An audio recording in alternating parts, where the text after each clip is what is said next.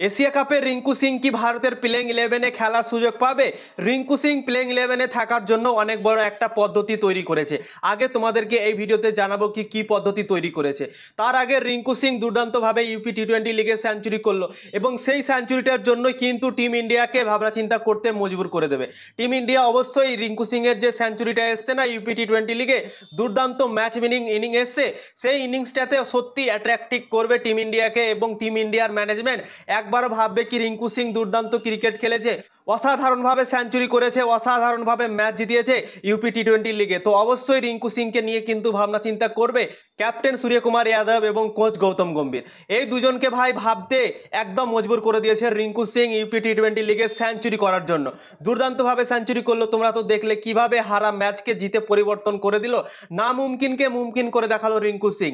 38 রানে 4টা উইকেট পড়ে যাওয়ার পর 168 রান তা সত্ত্বেও চেস করে নিল এবং একতরফা করে নিল। 18 ওভার 5 বলেই সেই রানটাকে চেস করে নিল। তো কত সুন্দর ইনিংস খেলেছে তোমরা বুঝতে পারছো। তো সেই ইনিংসটা কি টিম ইন্ডিয়া ভাই ভুলতে পারবে না এবং তাদের মনে অবশ্যই গেঁথে গিয়েছে কি রিঙ্কু সিং এত সুন্দর দুর্দান্ত ইনিংস খেলেছেন এশিয়া কাপের আগে, তো তাকে আমরা কিভাবে প্লেইং ইলেভেনে বাইরে রাখবো।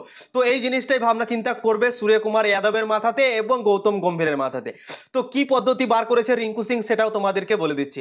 রিঙ্কু সিং 2024 সালে টি-20 বিশ্বকাপে সে ড্রপ হয়ে গিয়েছিল। শিবম দুবে যেহেতু বল করছিল, ব্যাটিং করছিল, শিবম দুবে একটা অলরাউন্ডার, রিঙ্কু সিং দুর্দান্ত পারফরমেন্স করার পরেও টিম ইন্ডিয়া থেকে বাদ পড়ে গিয়েছিল টি-20 2024-এর বিশ্বকাপ থেকে। এবং কারণ হচ্ছে একটাই কি শিবম দুবে বল ব্যাট দুটোই করতে পারতো এবং তাই জন্যই তাকে নিয়ে চলে গিয়েছিল। রিঙ্কু সিংকে দলে রাখা হয়নি শিবম দুবের জন্য, কম্বিনেশনের জন্য, ভালো কম্বিনেশন তৈরি হচ্ছিল শিবম দুবের সাথে এবং তাই জন্যই শিবম দুবেকে দলে নিয়ে নিয়েছিল 2024 সালে।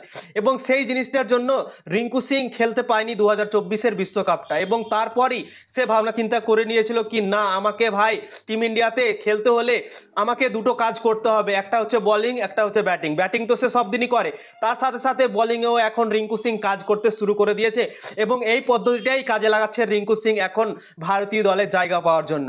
তো রিঙ্কু সিং এখন নাকি রেগুলার বল করছে। কালকে যে ইন্টারভিউটা করেছে রিঙ্কু সিং নিউজ 24 স্পোর্টস চ্যানেলে, সেই স্পোর্টস চ্যানেলে নিজেই রিঙ্কু সিং জানিয়েছে কি আমি ভারতীয় দলে খেলার জন্য, প্লেইং ইলেভেনে খেলার জন্য আমি যথেষ্ট মেহনত করছি, অনেক বল করছি, এখন বোলিং প্র্যাকটিস করছি কি আমি যেন বল করে দিতে পারি, 1-2 ওভার যদি ভারতের দলের প্রয়োজন পড়ে তো আমি যেন করে দিতে পারি।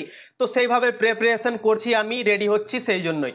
তো রিঙ্কু সিং 2024 সালে যে ড্রপ হয়েছিল সেই কথাটা কিন্তু তার মনে আছে এবং তাই জন্যই সে নিজেকে অলরাউন্ডার করতে শুরু করে দিয়েছে। বোলিং ব্যাটিং দুটোতেই এখন রিঙ্কু সিং কাজ করছে এবং রিঙ্কু সিংকে তোমরা বোলিংও করতে দেখতে পারো এর পরের ম্যাচগুলোতে। এশিয়া কাপ খেলতে পারে রিঙ্কু সিং যদি প্লেইং ইলেভেনে খেলার সুযোগ পায়।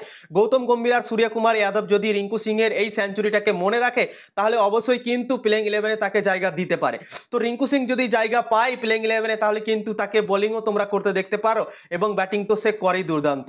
তো রিঙ্কু সিং এই পদ্ধতিটা বার করেছে কি আমি বোলিং ব্যাটিং দুটোই করব, অলরাউন্ডারের কাজটা করব, 1-2 ওভার যেন ভারতীয় দল থেকে আমি করতে পারি সেটা নিয়ে আমি কাজ করছি এখন, বোলিংও দুর্দান্তভাবে করছি, এখন প্র্যাকটিস করছি। তো রিঙ্কু সিং এখন অলরাউন্ডারের ভূমিকাটা পালন করতে চলেছে পরবর্তী সময়ে।